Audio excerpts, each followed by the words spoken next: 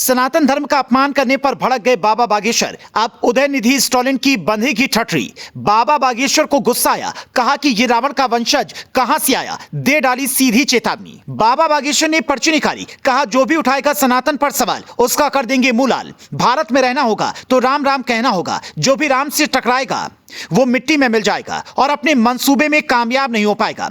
यह खुली चुनौती बाबा बागेश्वर ने छोटे स्टालिन को दी है। जैसे ही उदयनिधि स्टालिन ने सनातन धर्म का अपमान किया, बाबा बागेश्वर को गुस्सा आ गया। बाबा बागेश्वर ने साफ लहजे में कहा है कि जो भी इंसान सनातन धर्म का अपमान करेगा उसकी ठठरी और गठरी बांध दी जाएगी। साथ ही बाबा ने कहा कि जो इंसान सनातन धर्म का अपमान कर रहा है वो रावण के वंशज हैं। बाबा ने साफ चेतावनी देते हुए कहा, सनातन को खत्म करने की बात करने वाले खुद खत्म हो जाएंगे। ऐसे लोग अपने मंसूबों में कामयाब नहीं हो पाएंगे। ऐसा सोचने वालों के सपने धरे के धरे रह जाएंगे।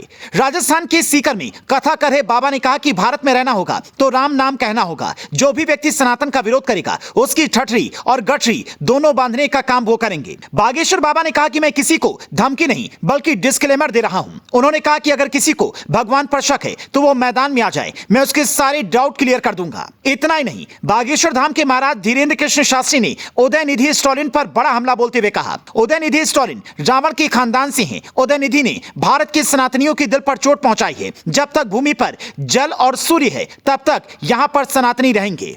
आपको बता दें कि उदयनिधि स्टालिन के सनातन धर्म को खत्म करने वाले बयान पर बवाल खड़ा हो रहा है। उदयनिधि के इस बयान पर राजनीति से लेकर तमाम साधु संत भी नाराज हैं। बाबा बागेश्वर से पहले चिलकुर बालाजी मंदिर के मुख्य पुजारी रंगराजन ने भी उदयनिधि के बयान की कड़ी निंदा करते हुए कहा, कुछ वोटों के लिए इस तरह के बयान देना बेहद ही शर्मनाक है। उन्होंने कहा, सनातन धर्म पर सदियों से लोगों ने आक्रमण किए लेकिन कोई कुछ नहीं कर पाया, फिर ये लोग क्या ही कर पाएंगे। उन्होंने कहा, उदयनिधि स्टालिन को समझना चाहिए कि द्रविड़ विचारधारा का अर्थ क्या है। आपने तमिल संस्कृति के लिए, इसकी रक्षा के लिए, इसे संरक्षित करने के लिए क्या किया। मैं तमिलनाडु के लोगों से अनुरोध करता हूं कि वो उन्हें वोट की ताकत दिखाएं और यह बताएं कि इस तरह के बयान देने का नतीजा क्या होता है।